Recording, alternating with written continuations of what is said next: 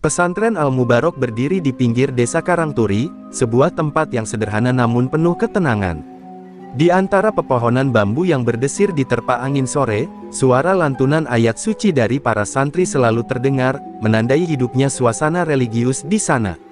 Di tengah pesantren itu, berdirilah seorang tokoh yang sangat dihormati, Kiai Udin, ulama muda yang dikenal lembut tutur kata namun kuat wibawanya.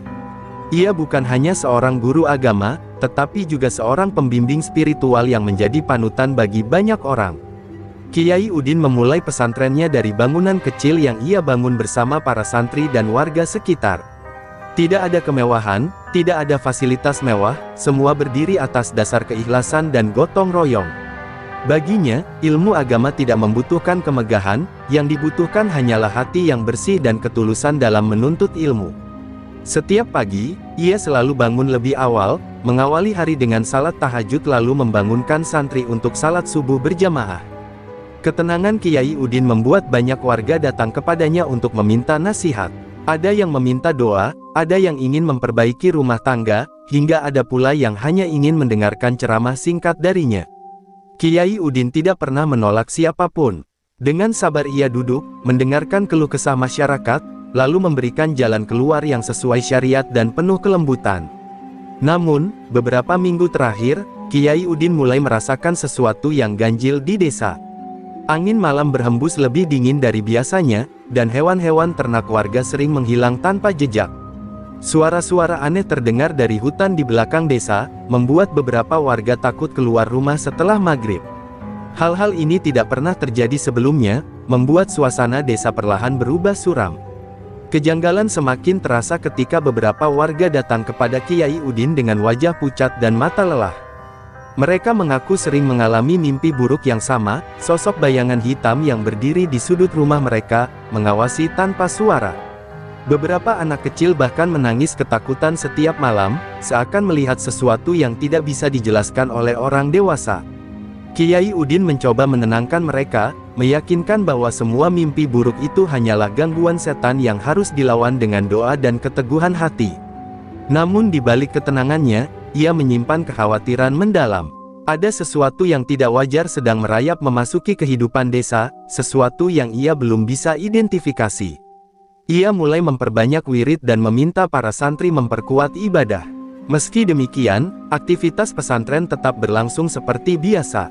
Para santri belajar fikih, tafsir, hadits, dan akhlak di bawah bimbingan langsung Kiai Udin. Ia selalu mengingatkan mereka, ilmu tanpa amal adalah beban, dan amal tanpa ihsan hanyalah rutinitas kosong. Para santri pun merasa nyaman berada di bawah bimbingannya, seakan pesantren adalah benteng terakhir ketenangan di tengah desas-desus keanehan desa. Kegelisahan Kiai Udin terhadap perubahan suasana desa semakin terasa ketika kabar tentang seorang lelaki tua yang baru kembali ke Karangturi mulai menyebar di antara warga. Lelaki itu dikenal dengan nama Surya, seorang dukun yang dulu pernah tinggal di desa namun menghilang selama hampir 2 dekade. Tidak ada yang tahu pasti kemana ia pergi, namun rumor yang beredar mengatakan bahwa ia menimba ilmu di tempat-tempat terpencil yang dianggap keramat. Kedatangannya kembali membawa rasa penasaran sekaligus ketakutan tersendiri bagi warga. Pada awalnya, kehadiran Surya tidak banyak diperhatikan. Ia hanya terlihat berjalan perlahan di jalan desa dengan tongkat kayu tua, mengenakan jubah lusuh dan kalung dari benda-benda aneh. Tapi perubahan mulai terasa ketika beberapa warga tiba-tiba mengaku sembuh dari penyakit yang sudah lama mereka derita setelah berkunjung ke rumahnya. Penyembuhan instan itu membuat kabar tentang kemampuan Surya menyebar cepat, dan rumahnya menjadi ramai dikunjungi orang-orang yang ingin mendapatkan pertolongan. Kiai Udin mengamati fenomena itu dari jauh dengan hati-hati.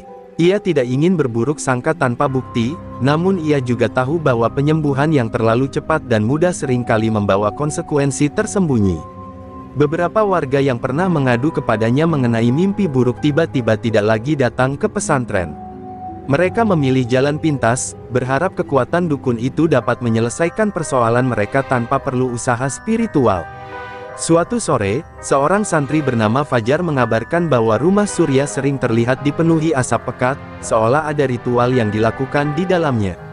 Ia juga mengatakan bahwa suara-suara aneh sering terdengar dari rumah itu saat malam tiba, seperti nyanyian kuno yang tidak dikenalnya.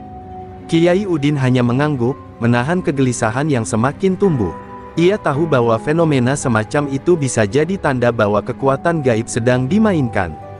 Hari-hari berikutnya, warga desa mulai menunjukkan perubahan sikap.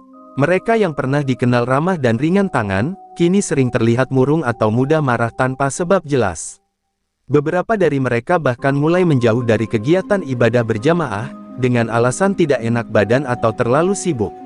Ketika Kiai Udin mencoba menasihati, sebagian hanya mengangguk tanpa sungguh-sungguh mendengarkan, seolah pikiran mereka sedang terikat pada sesuatu yang lain.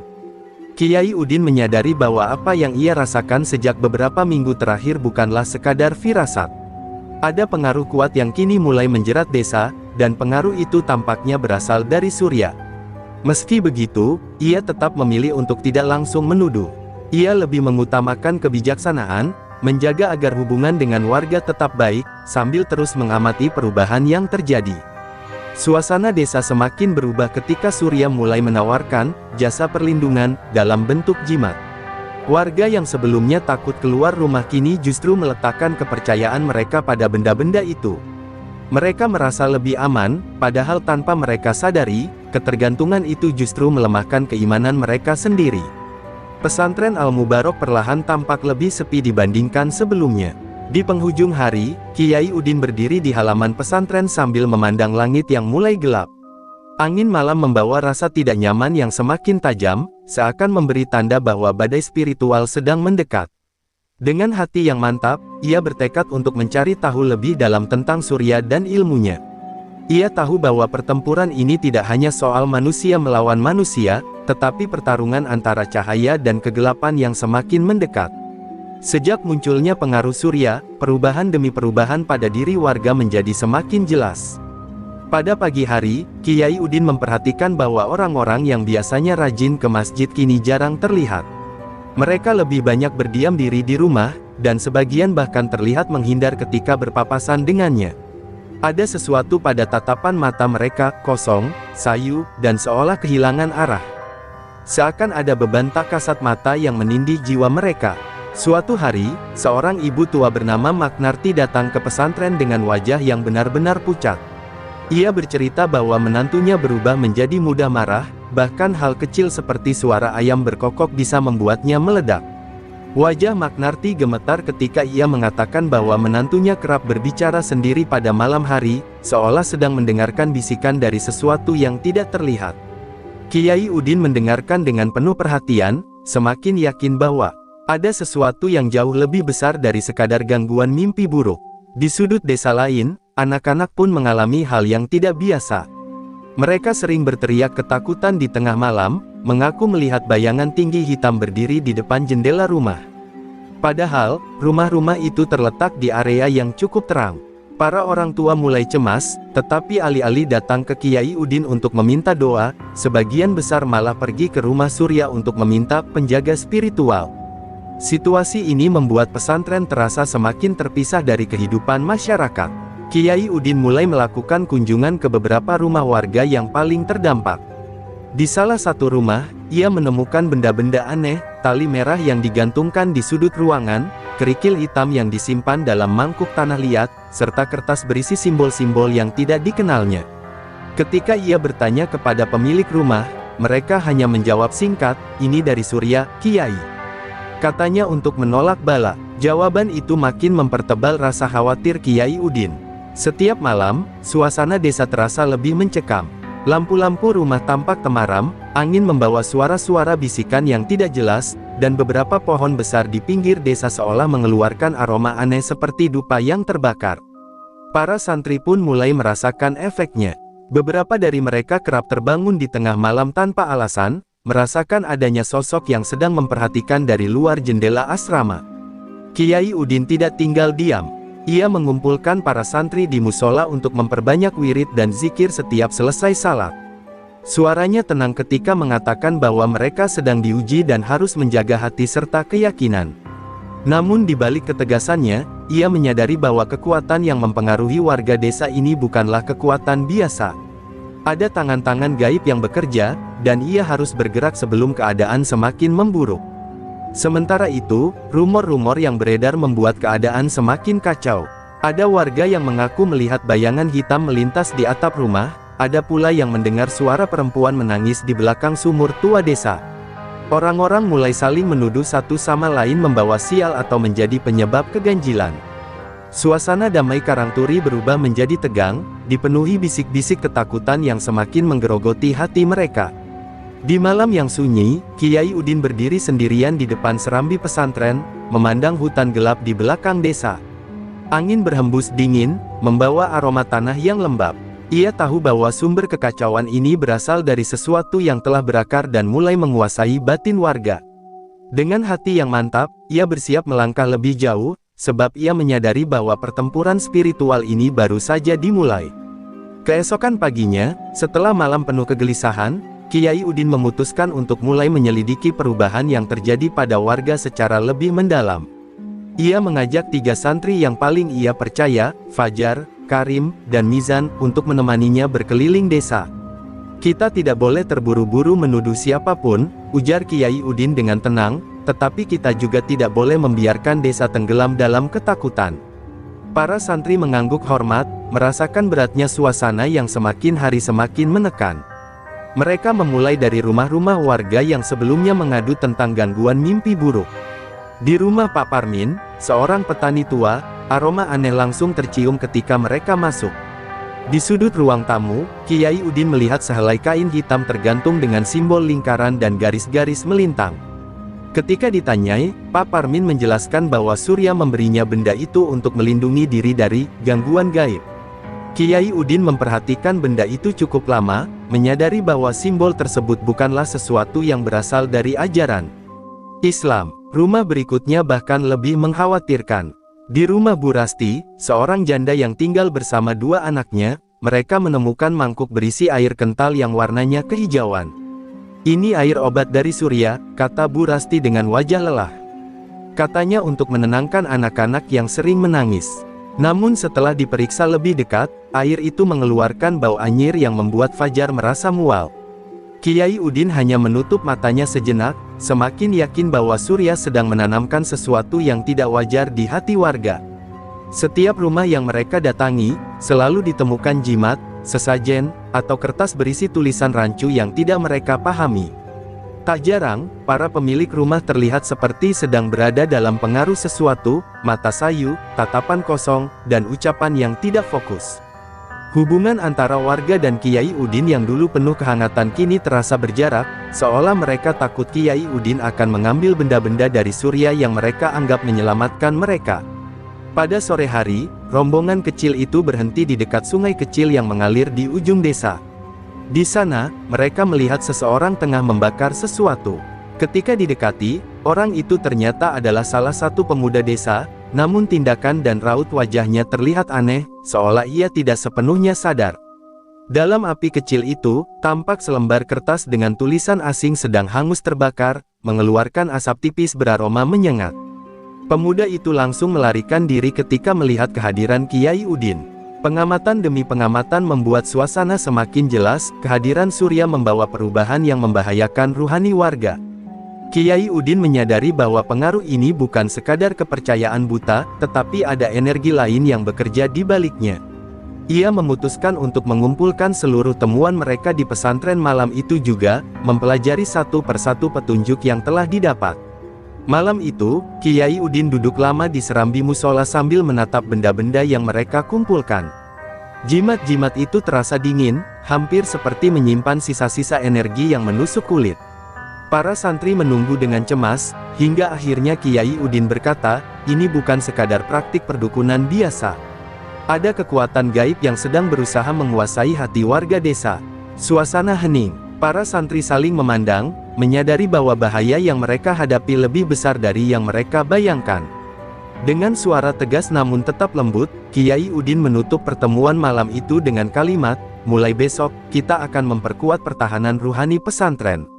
Dan aku akan mencari tahu lebih jauh tentang ilmu apa yang digunakan Surya." Di dalam hatinya, ia tahu bahwa langkah berikutnya akan membawanya semakin dekat ke jalur konfrontasi. Sebab segala tanda mengarah pada satu kenyataan, Surya bukan sekadar dukun biasa, ia membawa sesuatu yang lebih gelap dan lebih dalam. Ketenangan malam berikutnya kembali terusik ketika angin dingin berhembus semakin kencang menuju pesantren Al-Mubarak. Para santri yang masih terjaga karena memperbanyak zikir tiba-tiba merasa bulu kuduk mereka berdiri. Fajar, yang sedang menyapu halaman, melihat bayangan panjang melintas di antara pepohonan bambu. Ketika ia memperhatikan lebih teliti, bayangan itu seakan bergerak melawan arah angin, sebuah tanda yang tak mungkin dilakukan makhluk biasa. Ia segera berlari ke serambi musola untuk melapor pada Kiai Udin. Sekitar waktu yang sama, sebuah suara asing terdengar dari pintu pesantren. Ketukan pelan namun berulang-ulang, seperti seseorang yang menantikan jawaban dengan kesabaran yang menyeramkan. Kiai Udin membuka pintu dan mendapati sebuah benda kecil tergeletak di tanah, gulungan kain hitam yang terikat tali merah. Tidak ada siapapun di sekitar pintu. Saat Kiai Udin mengambilnya, angin berdesir kuat dan pintu berguncang, seolah ada sesuatu yang sengaja menunjukkan kekuatannya. Di dalam gulungan itu terdapat tulisan pendek, "Jika engkau ingin desa ini selamat, jangan ikut campur, Udin." Pesan itu jelas merupakan tantangan. Para santri yang melihat raut wajah Kiai Udin langsung merasakan atmosfer yang berubah. Kiai Udin duduk sejenak, membaca tulisan itu berkali-kali sambil memejamkan mata. Ia tidak marah, tetapi ia merasakan bahwa langkah Surya semakin terang. "Ini bukan lagi sekadar pengaruh," katanya perlahan, "ini ancaman. Dan datangnya dari seseorang yang tahu betul kelemahan manusia." Para santri menunduk, memahami bahwa Surya telah memulai pergerakan terbuka. Tidak lama setelah itu, kejadian aneh mulai terjadi di sekitar pesantren. Pohon-pohon di halaman bergoyang meski tidak ada angin, lampu-lampu tiba-tiba redup, dan beberapa santri mengaku mendengar suara langkah kaki di atap asrama. Pada suatu titik, suara tawa parau terdengar di kejauhan, suara yang tidak mirip manusia, namun juga tidak seperti hewan. Suara itu datang dari arah hutan, tepat di tempat Surya tinggal. Tawa itu seperti ejekan, seolah ingin menunjukkan bahwa dirinya lebih kuat dan tak tersentuh oleh doa-doa pesantren. Melihat para santri mulai gelisah, Kiai Udin memerintahkan mereka berkumpul di musola. Dengan suara tegas dan tenang, ia berkata, "Gangguan ini tidak akan menyentuh kalian jika hati kalian kuat. Ketakutan adalah pintu yang membuka jalan bagi mereka. Kita perbanyak zikir, kita kuatkan iman, dan kita jangan sekali-kali menghadapi ini dengan emosi." Kata-kata itu menenangkan para santri, membuat mereka kembali duduk teguh dan melanjutkan lantunan ayat-ayat suci. Di sisi lain, Surya tidak berhenti. Ia semakin berani menunjukkan kemampuannya kepada warga desa. Dalam beberapa ritualnya, ia dengan sengaja menyebut nama Kiai Udin sebagai penghalang bagi kesejahteraan mereka. Hal ini membuat beberapa warga mulai memandang Kiai Udin dengan curiga, seolah pesantren adalah penyebab segala kegelisahan yang menimpa mereka. Upaya memecah belah ini memperlihatkan bahwa Surya bukan hanya ingin menguasai warga secara spiritual, tetapi juga menghapus pengaruh Kiai Udin sepenuhnya. Ketika malam semakin larut, Kiai Udin merasakan kehadiran sesuatu yang tidak kasat mata mendekati pesantren. Ia bisa merasakan aura gelap itu, semakin tebal dan semakin agresif. Namun justru saat itu, ia semakin mantap. Dengan duduk bersila, ia mulai membaca ayat kursi dengan suara yang dalam dan penuh ketenangan. Semakin lama ia membaca, semakin terasa aura gelap itu memudar, seolah tersapu oleh cahaya yang tak terlihat oleh mata manusia. Pada akhirnya, Kiai Udin menyadari bahwa Surya telah secara langsung menantangnya. Pertarungan ini tidak bisa dihindari. Ia tahu bahwa ia harus menyiapkan diri dan para santri, bukan untuk menyerang, tetapi untuk menjaga agar cahaya pesantren tidak padam oleh kegelapan. Dengan mata yang mantap memandang hutan gelap, ia berbisik lirih, "Jika ini jalan yang harus dilalui, maka aku tidak akan mundur." Pertarungan spiritual antara keduanya kini resmi dimulai. Malam itu, setelah para santri kembali ke asrama dan musola mulai lengang, suasana pesantren mendadak berubah drastis.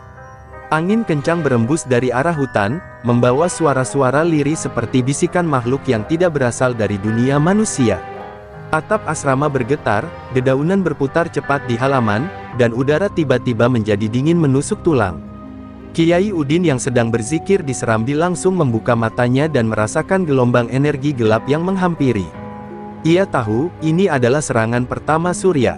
Tak lama kemudian, terdengar suara dentuman keras dari arah belakang pesantren. Para santri yang sedang terlelap terbangun dalam keadaan panik. Fajar berlari keluar asrama dan melihat sebuah bayangan besar berbentuk asap hitam melayang rendah, bergerak seperti kabut hidup. Di tengah kabut itu tampak sepasang mata merah menyala, memandang langsung ke arah pesantren. Tubuh Fajar gemetar hebat sebelum ia kembali berteriak memanggil Kiai Udin. Di saat yang sama, pintu-pintu di sekitar asrama terbuka dan tertutup sendiri, menghasilkan suara berdebam yang bergema di seluruh kompleks pesantren. Beberapa santri lain berlari ke musola, wajah mereka pucat dan penuh ketakutan. Mereka mengaku melihat sosok-sosok kecil berlari di antara pepohonan, dengan tubuh melengkung dan kaki yang tidak menyentuh tanah. Suasana semakin mencekam ketika suara jeritan halus terdengar dari arah langit, seolah ada sesuatu terbang mengitari pesantren. Kiai Udin segera bangkit dan menuju halaman. Dengan langkah yang tenang namun mantap, ia berdiri di depan para santri yang mulai berkumpul. Angin yang menghantam jubahnya tidak menggetarkan sedikit pun keyakinannya. "Jangan!"